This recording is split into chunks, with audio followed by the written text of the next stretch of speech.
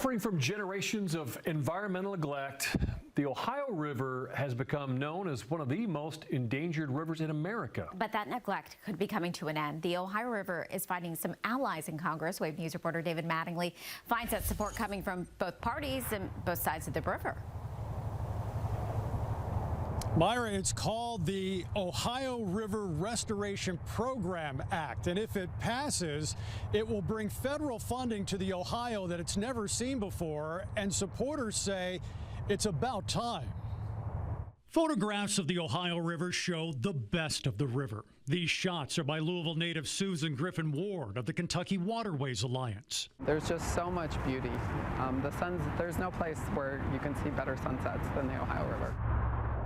But beneath the sparkling ripples lies a river under siege, suffering from generations of mismanagement and regulatory neglect. What are we not seeing?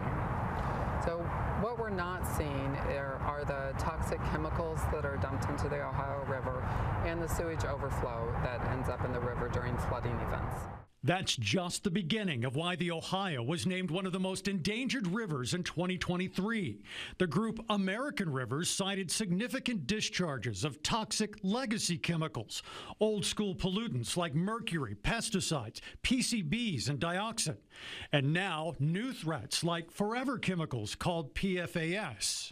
For those of us who grew up along the river in southern Indiana and Kentucky, we've long understood the critical role that it plays in our daily lives. Announcing the bipartisan Ohio River Restoration Program Act, congressional representatives on both sides of the river want to end the Ohio's distinction as the nation's largest inland waterway without any federal funding. What supporters of the legislation hope is that it will eventually lead to the Ohio getting federal support similar to what's seen in places like Chesapeake Bay and the Great Lakes. Proponents say the benefits to the bluegrass state are obvious, from protecting drinking water to supporting tourism. 97% of our waterways drain to the Ohio River, so this is huge for the state of Kentucky. And soon in the next session of Congress, we will see how strong this bipartisan support is for the Ohio. Reporting live, David Mattingly, Wave News.